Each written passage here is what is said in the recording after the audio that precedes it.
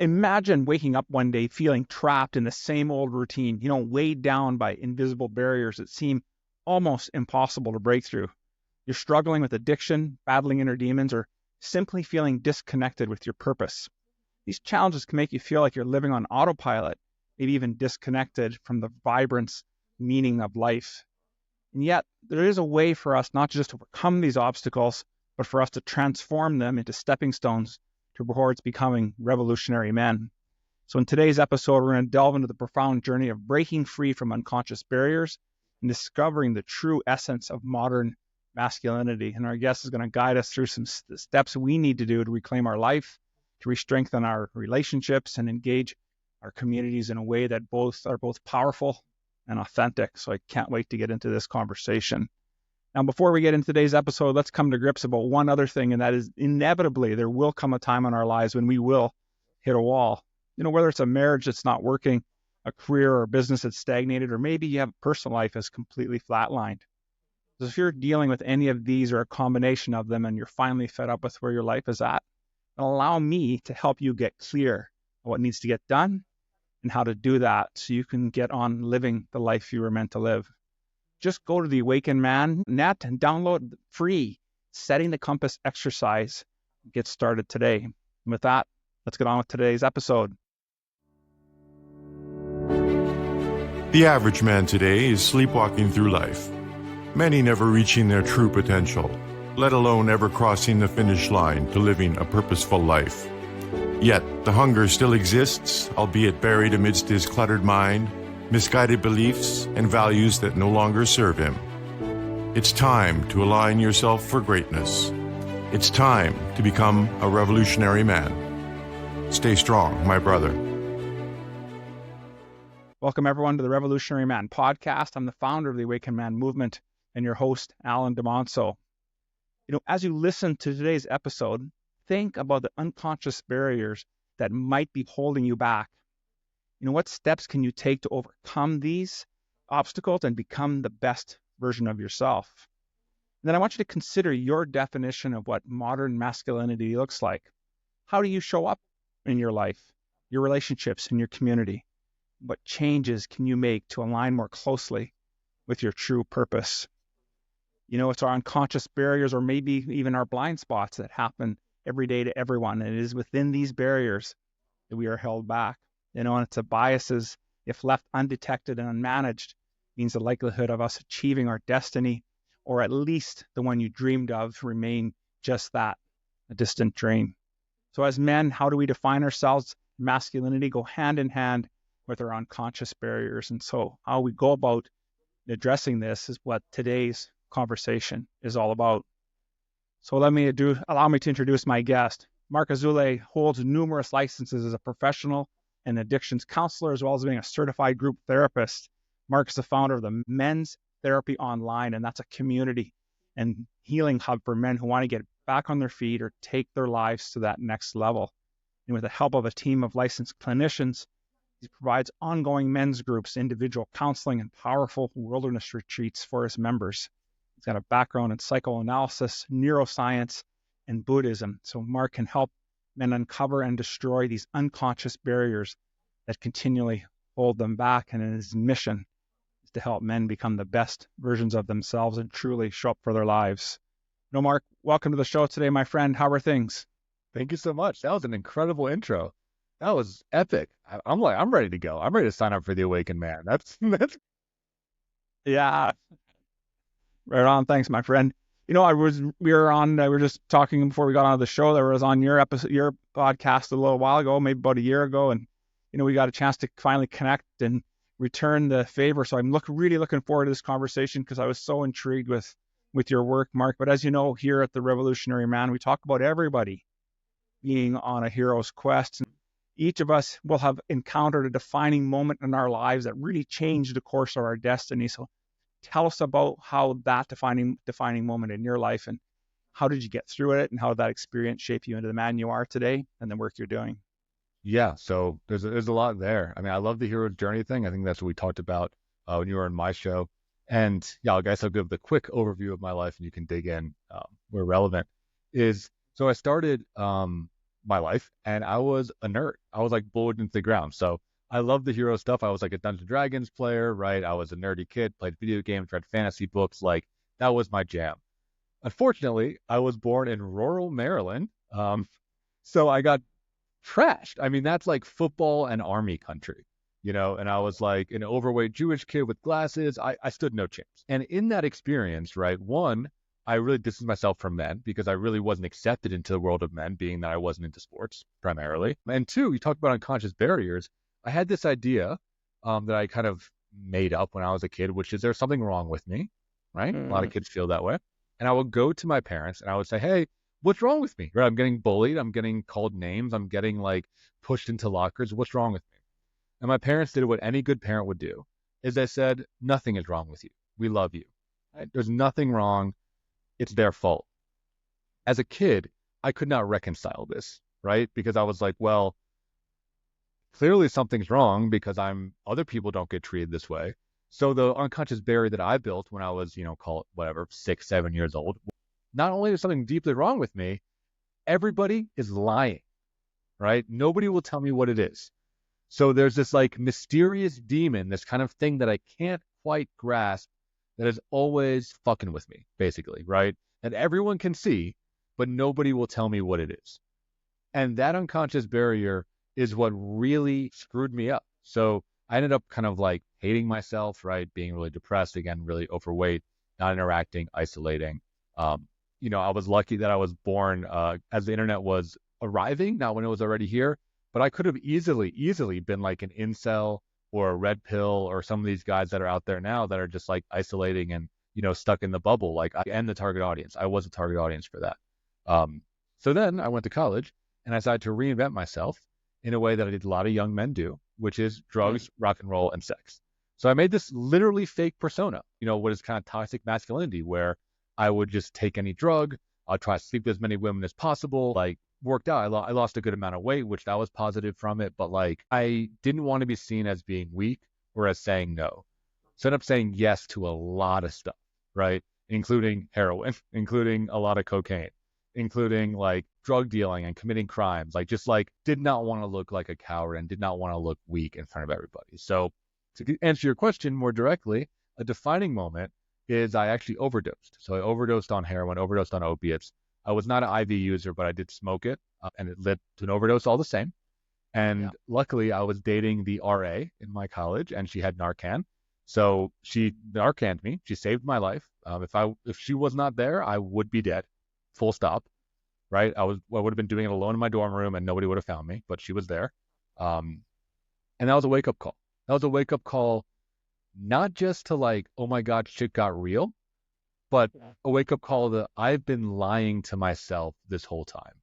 In an effort to break that unconscious barrier of I don't know what's wrong with me, but something's wrong with me. I tried to make everything wrong with me, if that makes sense. I tried to be that bad boy. I tried to be that damaged goods. I tried to be that like dramatic, romantic, tortured artist guy, right? Because I just wanted to be in control of that feeling that I had of things being wrong with me. Well, yeah, absolutely. Geez, Marc, what an incredible story there. I hadn't realized some of the stuff in my research. And what was really intriguing to me is, as a father of 2 boys as well, you think you're doing your sons a service as your father, as when your parents were saying, hey, there's nothing wrong with you. And now with your education and the men's work you're doing, how would you work with somebody who is going through a similar or has gone through a similar situation? As a parent, like what would we need to do differently to help our young men evolve into better men? Yeah. So I think this talks on the topic of the idea of masculine love and what masculine love is. And my definition is that masculine love is both being the challenger and the coach. So, as a father, our role is to set challenges that are the right level of challenge. I can't stress that enough, right? That aren't too hard, that crushes your kid. I think a lot of us had dads that set challenges that were just frankly too hard, and it destroyed our self-esteem, But also not being patronizing and saying things that are too easy that the kid accomplishes easy. A lot of millennials had that experience where we just like won all the time, And then we thought that we were like the smartest people in the world because we never failed. So you got to get that like perfect level of challenge. And that's an art and that's a skill. And that's like what fatherhood is. But then also being the coach to help your kid get to that challenge, right? So being like, here's the bar and I'm going to help you get there. So to answer the question, right? When a kid says, hey, what's wrong with me? Instead of just shutting down the conversation by saying like, there's nothing wrong with you, say like, what do you think is wrong with you? You know, getting curious. Yeah. What would you like to improve on in your life? Where do you think you're lacking? And as your dad, I love you and we're going to get you there. You know, if someone had asked me that, if my parent asked me that, I would say, you know, I mean, I don't know if I would say it, but I hope I would say like, I'm really overweight and I don't like how I look. So my dad could have an opportunity of said like, you know what, I hear that. And like, how about we take some exercise classes together, you know, or how about we cook together and work on diet together? Or how about, you know, we like, I don't know, enroll you in a sport that works for you or whatever it is, right? Like something where it's connective and engaging, focusing on the real issues that I have instead of telling me that my issues are not real, which I think a lot of guys get, right? A lot of guys get this idea that like, yeah, your problems aren't real. And then we're just stuck alone because we obviously still feel like there's a problem, but it doesn't make it go away.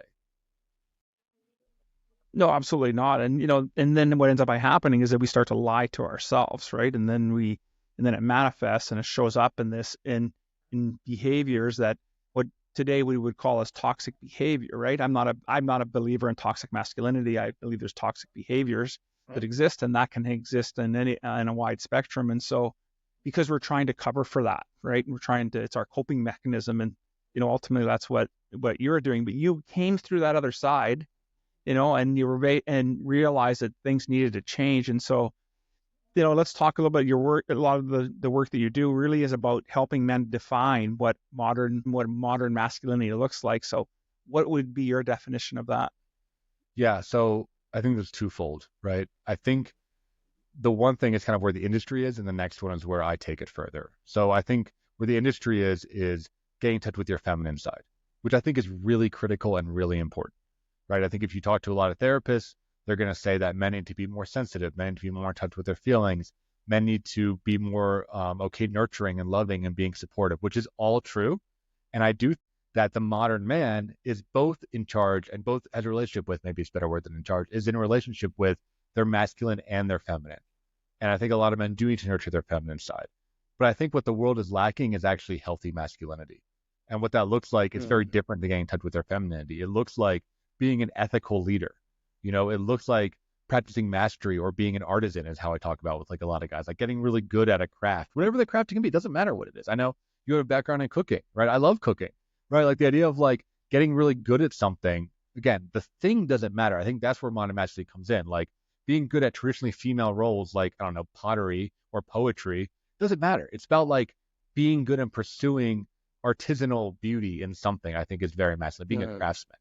You know, I think living with honor, right, is very masculine, of like doing the right thing even when it sucks, you know, even when it hurts. Yeah. I think building strength, right, and not just physical strength, but emotional strength, right? Being the person who shows up during a funeral, being a person that calls your friend when you know that they're going through a tough time, you know, being the person that delivers food when somebody is sick, right? That's real strength, especially in the modern era. It's more that emotional, social strength, less of the physical, you know, muscle man stuff.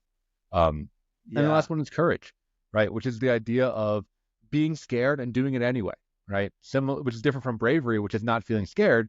Courage is like, I'm losing my shit right now, but I can still operate while I'm scared. You know, moving towards fear, seeing it as an invitation versus something to run away. So those four: strength, courage, mastery, and honor. Jack Donovan talks about that in his book, The Way of Men. I've built on it a little bit, I think, but those are what I think healthy masculine and modern masculinity is. And we don't have that now. You look around and like, who the fuck does that? Our role models suck right now. We don't, I mean, in the States, look at our candidates for president. I mean, what the hell? That's the best men we can throw up there. Like there's a huge gap right now in men that really demonstrate a healthy form of being in their masculine. I completely agree with that. I think that is the struggle that we have today. And as you were going through your 4 points there, I was just thinking about a conversation I had this weekend with a young guy. He's done some work for us here in the house, and we developed this friendship. He's old enough to be my son, and he was telling me about how they have a little hobby farm, and we have this STARS program. It's a helicopter program that we use when people get injured and they can't get a regular ambulance into the location, or they have to get flown in really quickly to one of our hospitals. Anyways, what ended up happening is he followed the helicopter, and when he got there, he was there just in time to see this. He knew it was the farming couple. The son was getting his father out of a round baler. And you were talking about strength, not physical. He didn't need physical strength there. He needed emotional strength. And that's what our friend was talking about. Like, the guy was just, could you imagine doing this, seeing your father, and supposedly only his head was sticking out of this bale, and you have to get him out of this piece of machinery.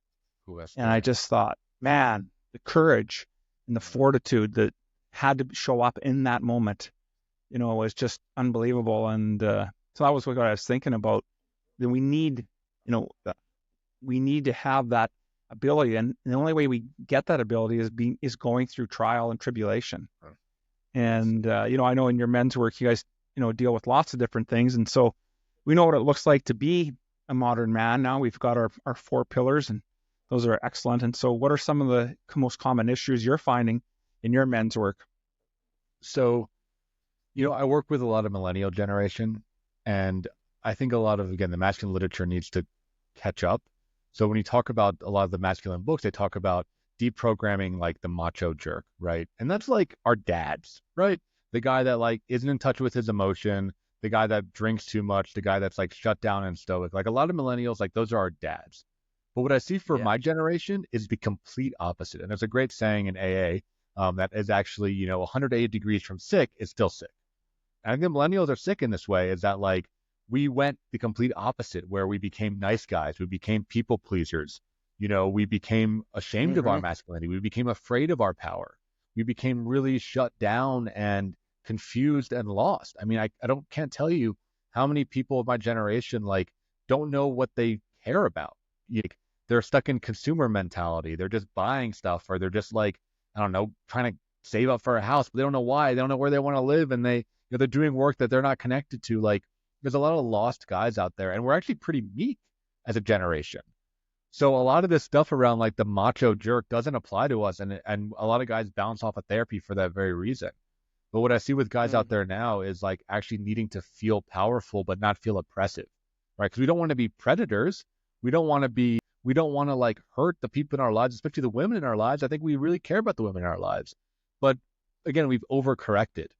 So it's that idea of like using male emotion to inspire and lead. And I always direct guys to, again, a couple generations back, like, people like Martin Luther King or Winston Churchill, where you watch and read some of their speeches that are full of emotion. They're very emotional men, but it's a masculine emotion that motivates and moves and, inspires a crowd to do something greater. Like, that is such a powerful thing compared to what I think a lot of guys think is emotion, which is like crying alone in your room, right? It's like, you can use emotion to motivate and lead and protect and inspire. And I think when most guys see that, they're like, okay, I can see the value of emotion now. Like, I want to be that general that, commands my army to do great things. Yeah, and it's about having that. It's really about harnessing that emotion and really having an understanding of how to channel it. And I think because we haven't really been taught that. And I'm the father of 2 millennials, and you're absolutely right. What intrigues me, or about my version and my idea of masculinity, is slightly different for them. And unfortunately, they have fewer role models than we have. Like, I'm 58, so our role models of what masculinity looked like was Arnold Schwarzenegger and Sylvester Stallone, and this, and lots of war for in growing up. Those are the images that I remember. I don't remember, and those are the kinds of stories you would see. It was 80s action-packed movies, and today, there isn't anything. Like you said, look at we're not much better. I'm in Canada. We don't have much better leadership to choose from either, and I think it's because the good men just don't want to be bothered with this. But I think that's the problem, right? I mean, I forget who said it, but that quote of like, when good men do nothing, evil thrives, right? Like I think that's happening. I think there are a ton of good men out there, but I think they're apathetic or they've disinvested from the systems. And then you have people that are able to take advantage, right? And move in and not inspire people, and I love that you brought up the 80s action star, specifically Arnold Schwarzenegger, or I mean, a little bit, I guess, after your time, but like The Rock, right? Dwayne The Rock Johnson. Yeah. If you follow them now, those are actually two of my examples of like modern men, because in their older age, a lot of their content is about honor and ethics and about family and about the importance of fatherhood. Like they are actually continuing this tradition. And it's cool because they're jacked out of their minds. So like you respect them because they're huge, strong dudes, but they're actually both like quite eloquent and like super tender when you listen to them talk or give interviews or even some of their posts on social media. Yeah, absolutely. Sure. The Rock came for me as a little bit down the road. Yeah. It would have been more, Hulkster for me.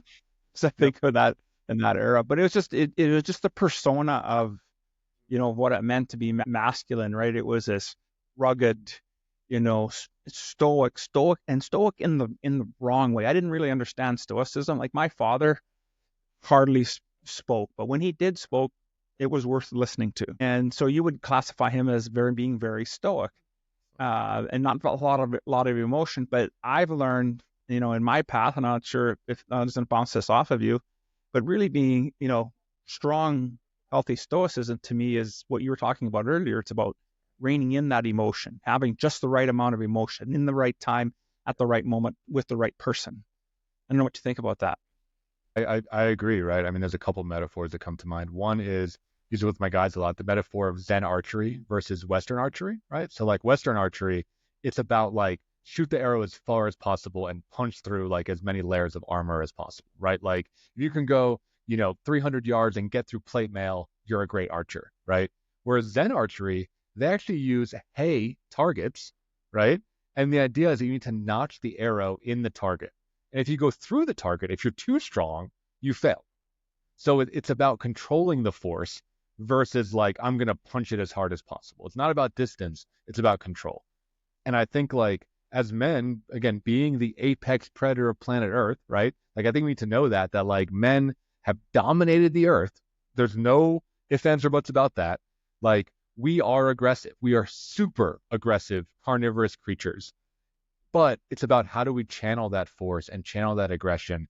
And just like you said, know like the right amount to apply so that we can knock that arrow where it needs to be rather than just trying to punch through everything with like, a rail gun or something, right? And I think that's the challenge of men. And again, I think the millennial generation, we don't even want to pick up the bow because we're afraid of it. And I think the boomer generation and maybe some Gen Xers, which you are, like, they just want to shoot as far as possible, right? They're just like trying to maximize versus a more nuanced approach.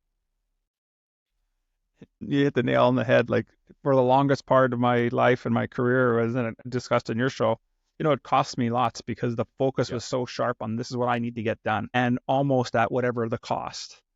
Well, it was pretty big cost anyways. But today, as I've matured, and so my next question for you, as you went through your transition, during university and you had that defining, how have you found your evolution since you started doing men's work, and how has that this men's work affected your life and how you've evolved?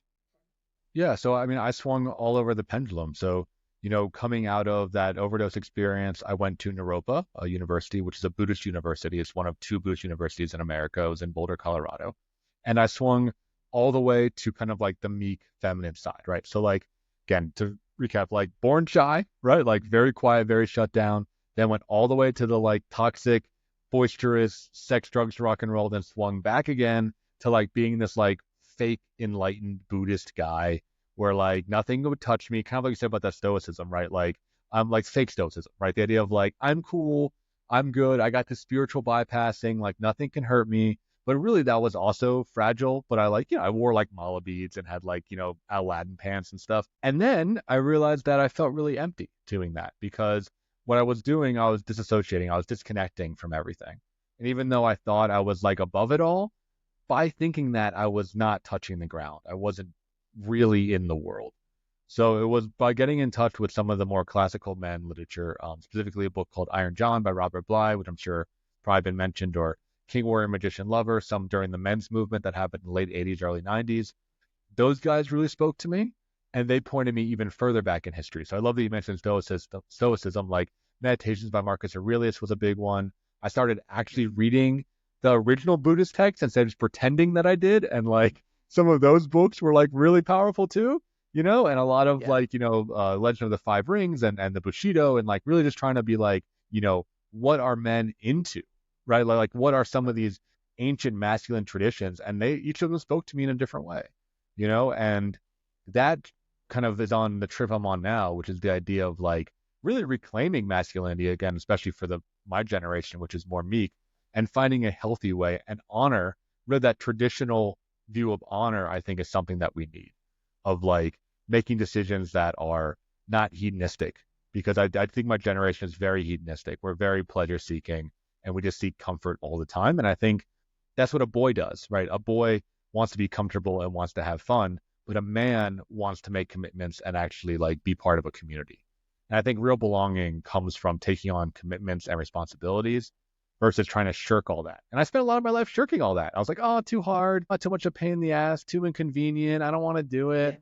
But like, I ended up being super fucking lonely, So I think it's about taking on those commitments and making promises and fulfilling them that really leads to the fulfillment. I couldn't agree more with you, Marc. I was thinking of that. There's a phrase that I like that Michael Beckwith uses all the time. He talks about our growing edge, and what he means by that is we're constantly evolving and expanding. But if we're not at our growing edge, then we're not really challenging ourselves. And I think, great if you want to be, a Buddhist monk, or, spend your life that way, and that's your calling, absolutely 100% go and do that. But if you really want to find out what you're made of, get married, have kids, start a business. Everything that's going to go wrong is going to go wrong. And you find out real quick what you're made of. And I think for me in my journey with doing men's work is I've really found that growing edge for me is gets pretty sharp at times. And you recognize, I don't know if you find that in your journey, that you find out just how much more growth you need to do. Because really we're in here leading men, but we're leading ourselves first. What do you think about that? Yeah, I mean, that's why I keep doing the work, because it's about me ultimately, right? I mean, like, I get a lot out of it. I get inspired by my clients every day. And it's like, I don't have it all fucking figured out. Like, I'm still learning stuff, For me, back to the King, Warrior, Magician, Lover, like, I think I have magician energy. I think I'm building king energy, but my warrior energy is weak as shit. So like, what do? I signed up for CrossFit, right? Like, again, because I had those body image issues growing up, I love food. I need to focus on the areas that I'm weak at, right? Physical exercise, diet, nutrition.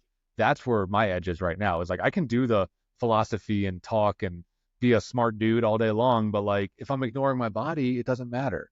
And again, I think a lot of men, a lot of millennials too, like, we focus on our strengths and we avoid our weaknesses. And I fell into that trap. So my edge right now is like, do the hard work of like going to the gym and getting my ass kicked every, 3 times a week like that. And I hate it. Like, that's what it's all about. And to your point, like, I think men grow through challenge. We grow through that sharpening process. And as a modern man, we can live a really easy life. There's a lot of jobs that are like kind of bullshit. And there's a lot of ways you could just like order everything on Amazon and be fine and live online and play games. And again, like, I could have been that guy. I was very close to being that guy. So no judgment. Like, I get it. Without challenge, we don't grow, and we end up becoming weak over time. So as the modern man, we have to pick challenges, right?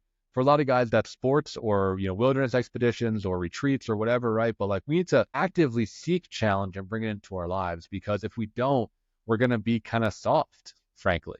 We're going to be isolated and not ever have to grow. Absolutely. And I think that's why, what I really liked about those 2 books you mentioned, Iron John and King, Warrior, Magician, Lover, is that they also talked a lot in there about ritual. And because you do these retreats as well, are you finding that when the retreats are happening, that transformation is more pronounced than doing other forms of men's work? Yes, retreats are the biggest thing. So the way I have a whole other bit on like, how therapy fails men, but, give you the cliff notes, is therapy is just talking and men need experiences, right? I think most men are experiential learners. And the way that we talk, especially in traditional masculine settings, is we brief and we debrief. So a lot of my sessions and a lot of my retreats is we brief, we talk about the retreat, what we're going to do. Usually it's kind of like a feat of strength or a wilderness expedition or a survival challenge. Then we do it. And there's not a lot of talking when you're doing it because you're just like trying not to die, or you're trying to like push yourself, or there's like, you're exhausted, right? Like it's hard. I mean, it's hard on design, right? And then there's a debrief, which is the most important part, where you talk about the lessons you learned and parts of yourself that you saw, and maybe some moments and memories where you counted on your brothers to do something. I think the retreats help solidify something, but what we do differently, if I can do a little pitch, I guess, is like we do a lot of integration work. So after you do the retreat, we have a touchdown meeting the next week. Then we have a follow-up meeting 2 weeks after. Then we have a reunion 3 months later, which is the idea of like, okay, you did this thing in the retreat, but like, did you actually change your life? And we're confrontive, we're loving, but we're confrontive of like, for instance, you spent all weekend talking about how you want to divorce your wife. Like, did you do it? Did you do it? Right? You talked about how you want to change your job. Did you do it? You talked about how you were concerned about your kid. Did you make any change? Because, and this is maybe my bias of being from Boulder, Colorado, there's so much this retreat industry, which is like navel gazing, where you can have these really powerful experiences, but it still keeps people stuck. Like it becomes almost like a hobby. It becomes almost like a masturbation, frankly, of like having the big release, having the cathartic moment, but not actually changing it. And I loved what you said earlier. If you really want to be a man, it's like get married, start a business, try to like exercise, do like the basic stuff, because where the rubber meets the road, that's what really matters. Climbing the mountain and screaming at the moon, like that's cool, that's fun, but that's just to be a kickstart to actually make change in your life. Well, what I like about your talk, what we were talking about there in your program, is that you have this compassionate accountability. And I started using that phrase in our work to move away from, because I had somebody challenging me at one of our groups, is that, they felt that we were judging when we were holding somebody to account, and it just came into my mind at the moment. I said, well, you're the one who said you were going to do this.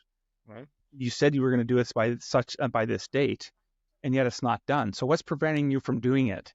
What's the limiting belief? What's the misaligned value? What is happening in your life? What are you afraid of that is preventing you from doing this work? And for some guys, they'll stay in that, and they'll stay, and others, they just don't want to deal with their stuff, so they move on.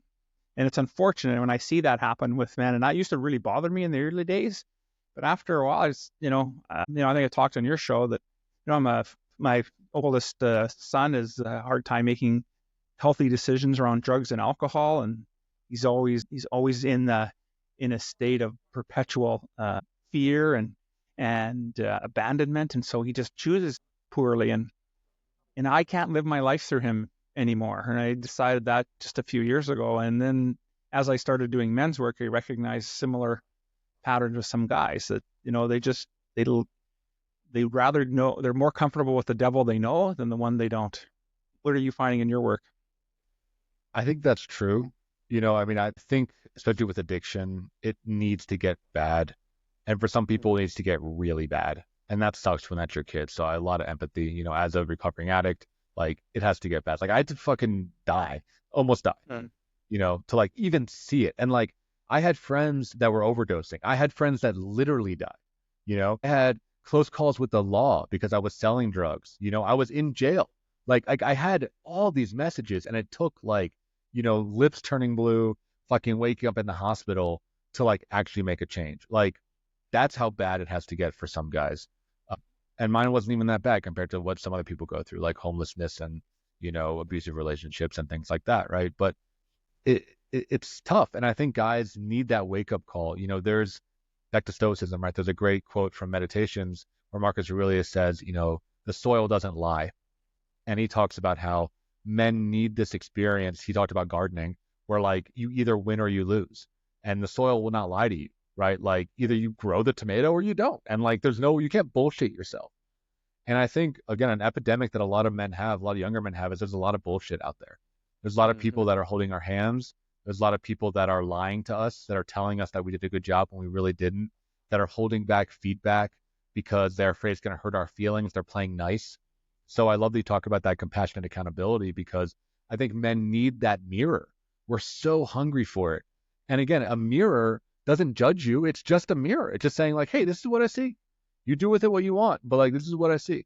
And I think if a man can take that in, he will feel nourished in a way that he's never felt. He'll feel loved because he's really being seen. He's being seen warts and all. And it's, again, that thing I talked about before of like being the challenger and the coach. It's like, you made this commitment to me. You didn't make it. That's okay. Maybe that challenge was too hard. Either we adjust the challenge or I need to coach you better. How can I coach you better? Because I want you to get to whatever this place is, you know? And I think that ultimately builds respect between men, is like having that, like, again, masculine intimacy. I think women connect in different ways, but I think men really connect by like helping each other do great things. So yeah, and some guys, again, the cocoon is thick, you know? Some guys like that hasn't quite gotten to them yet. It needs to get worse. And the best thing we can do, even though it's the most painful thing, especially as a parent, is to step away and like let their life get worse while maintaining like, hey, when you need me, I'm there. No questions asked, no judgment. I'm 100% in your corner. But like, you need to reach out, you know? Yeah. Like they need to initiate the help. And it's completely agree. Yeah, I completely agree with that. And I think really what we're talking about is how it's just different ways that we create our own suffering, right? Like to me, the idea of suffering is a choice. Will we, when we feel pain, will we suffer? Absolutely. And we will in the moment, and maybe it'll last a little longer than a moment. But if we're still suffering over days, weeks, months, years, that's a choice. And I don't have the educational and training background you have, but that's been my personal philosophy, and it's what's helped me get through some of the darkest times in my life. And so I know you talk a little bit about this, about how people create their own suffering, and so how would you help somebody who's in that position break free from it? So the first step is mindfulness. So I can talk from my personal experience is like, I can wallow. I suffer from depression. I'm on medication. I take Wellbutrin, but sometimes I can get in a real pity party, and I can get in a place where I don't want to say anything. I don't express myself. I push everybody away. Like that happens to me. I can wallow. So what I've decided, and with the help of my therapist, back to CrossFit, which I mentioned before, is to work on it every day in a micro way. And this is advice for maybe some of your listeners that suffer with this. So for instance, CrossFit, right? For those not familiar, it fucking sucks. And you do these like really intense workouts, but they only last like 15 minutes, right? They're short, but it's HIIT training, right? It's high intensity interval training, but it's really intense. And, I'm at a, pretty progressive gym where like you can take breaks, right? I mean, if you can't do it, you can take a break and you can catch your breath. And what I'm working on with my mindfulness practice is noticing the moment when I can re-engage in the workout, right? And sometimes, so I need to take a break, right? I'm still working on my fitness, but there's sometimes where I go past that moment and I'm just fucking around, right? I'm like running out the clock. I'm looking around at people. I'm like psyching myself up. Like I've transitioned into that suffering thing that you're talking about, where it is a choice, right? I needed to take a break, but I didn't have to extend it for that long. So for me, that's my mental health challenge, is like catching that moment and trying to re-engage as fast as possible, right? Knowing when I'm making that change. So I think the micro is really helpful for guys because it's like super tangible, but that can then be extrapolated into mental suffering of like, stuff's going to hurt. It's okay to be hurt. It's okay to grieve. In fact, a modern man is okay with grief and welcomes grief and sees grief as a learning. Like there's nothing wrong with it. It's a beautiful thing. But there is a moment where it becomes wallowing. And I think most guys on some level know when they're in that place. And it takes, again, that compassionate accountability. I really love that phrase. Like it takes that mirror either from a coach or a therapist or, a men's leader or men's mentor like yourself or a friend, or if not yourself, to be like, I'm kind of wallowing right now. I'm kind of being lazy. I'm kind of using this as an excuse. And you get to decide, like, what kind of man do you want to be, right? Like falling off the horse is okay, but you got to get back on. You got to get back on. You can't live on the ground, Absolutely. It's, it's about getting up and keeping the ball moving forward, right? And, really what these are great key components that we're talking about. And I think the other thing that we've been really dancing around the edges of this one is that I want to bring to our conversation now is talking about the importance of relationship for men and having those healthy masculine relationships. And so let's talk a little bit of, why that's important, why you need to engage deeply with this as men, and how it can really grow our communities. It's the most important thing, right? So like part of the mission that I have, and I think it's part of your mission after I've seen some of your stuff, is like recreating male space and really honoring male space. Because again, I think like with the feminist movement that I'm a big fan of, feminism is phenomenal, but I think it really demonized male space and it really shut it down. It made it be like, oh, it's the locker room. It's guys being gross or saying shitty things about women or like being misogynistic. And look, that happens. I'm not going to pretend that doesn't happen. That happens 100%. But it's not just that. It is also these moments that you've been talking about of like, hey, man, I'm worried about you. Or, hey, how do we fix this shit in your life? Or like, hey, I noticed that you've been drinking a lot at work. Like, what's going on? Like, those moments in male space are really, really critical. And it's not just like fucking about. And I think being in male exclusive space is critical because, like I said, we're apex predators. We have like extreme sex drives, most of us. We have a hunter-killer mentality. We are violent creatures. We keep that to ourselves because we're not psychos, but like being with other guys lets us express some of those more primal parts of our nature in a place that's safe, that can hold it. Whether that's in ritual setting or through metaphor or through storytelling, or even through like video games where you get to run around and shoot people for fucking 4 hours. Like as men, we need those outlets for aggression, and we need guys that can not just like tolerate it, but bond through it, because then the intimacy can happen. So again, doesn't matter what you do, but do something, right? Like physical, video game, connection, arts, crafts, spirituality. I don't care, but like be with other guys and try to be open with them because they get it in a way that like the women in your life don't. And I think the modern man puts all of that onto his partner, and we'll talk heterosexual just for simplicity. They puts it on his wife, right? They put it on the female, try to understand the male experience. And like the fact of the matter is like they do not understand you. They can empathize. They can sometimes say the right thing. I think they're really helpful 100%. I love my wife, but like they do not get it in the way that another guy gets it. And it's not a substitute. It's an addition. It's great to have a supportive women in your life, but it's not a substitute for like a guy that like knows what it's like to be us. Yeah. And at times, I truly believe that it can be detrimental to that relationship if it's not done right. In right meaning, if you're the type of guy who's never had a deep conversation with your wife, and now you decide you're doing a little bit of men's work, maybe you're getting some therapy or some works happening for yourself, and then you decide you're just going to spill all your guts with her, brother. I don't think that's the right way to do that just yet. Get your crap together and then, work on stuff that's less, the stakes aren't as high, that you can, work your way into a position to have something that's much more difficult, bigger challenge that has higher stakes involved. And so I think, it's really important that we manage that relationship correctly. Because I think it can have a real profound impact on our marriages for sure. 100%, right? Like women want a man, they don't want a child. That's right. And I think like just what you're saying, I see it happen so many times. The guy gets excited, they start sharing, they start trauma dumping, they start like kind of like crumbling, and the woman loses all attraction and respect for them.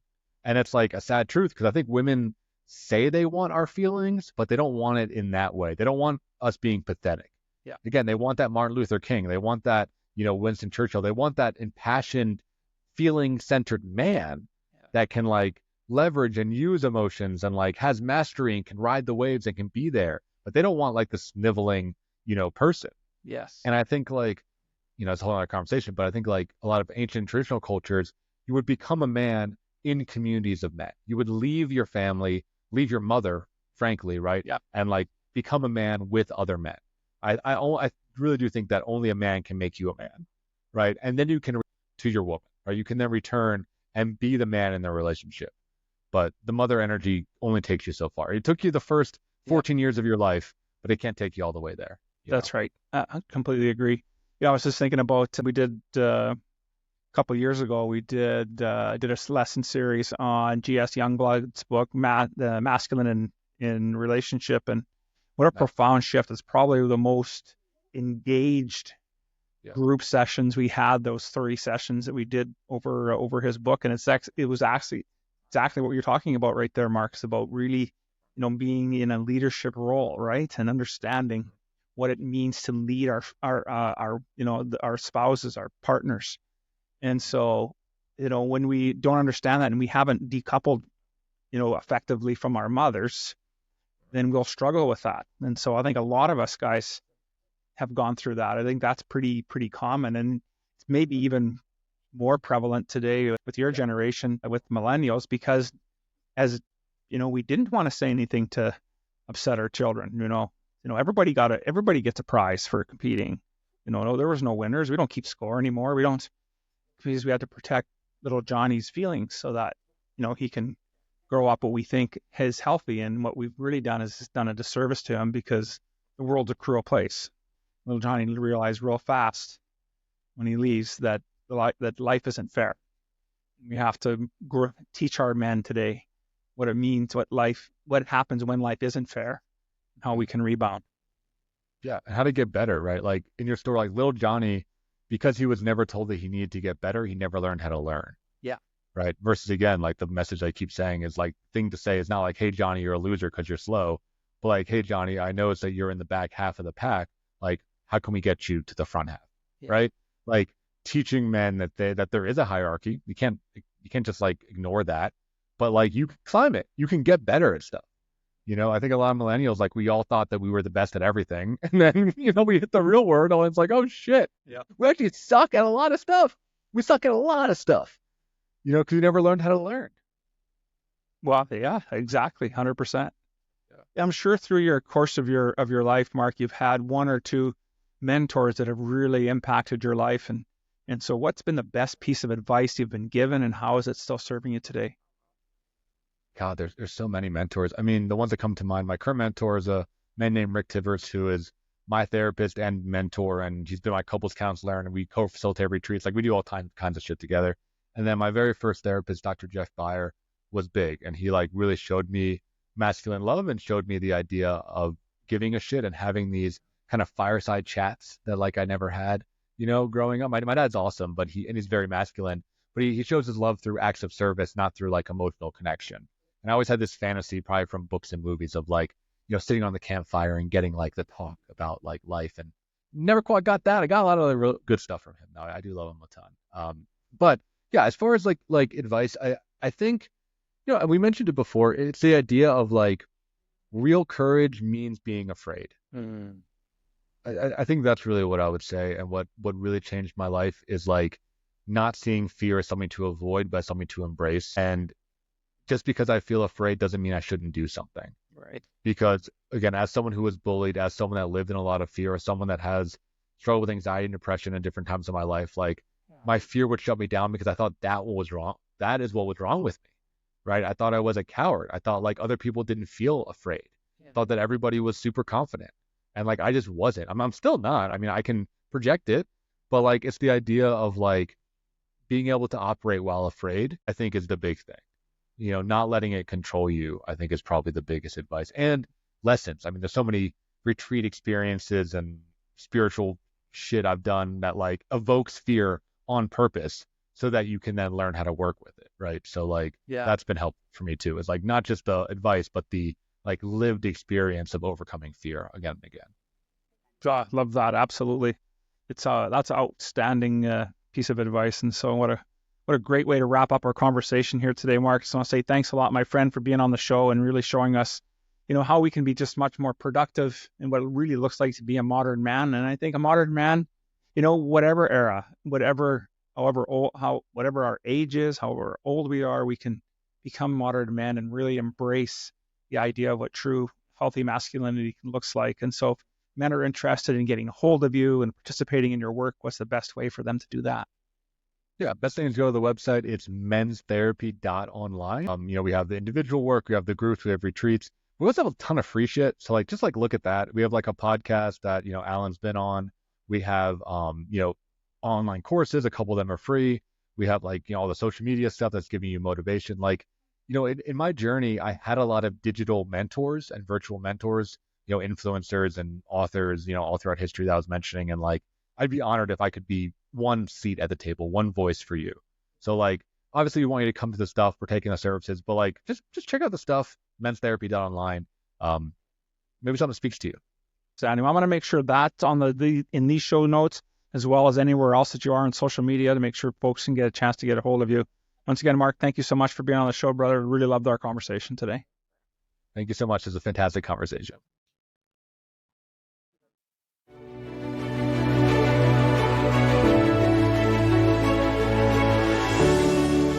Thank you for listening to the Revolutionary Man podcast. Are you ready to own your destiny?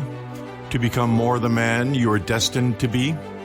Join the brotherhood that is The Awakened Man at theawakenedman.net and start forging a new destiny today.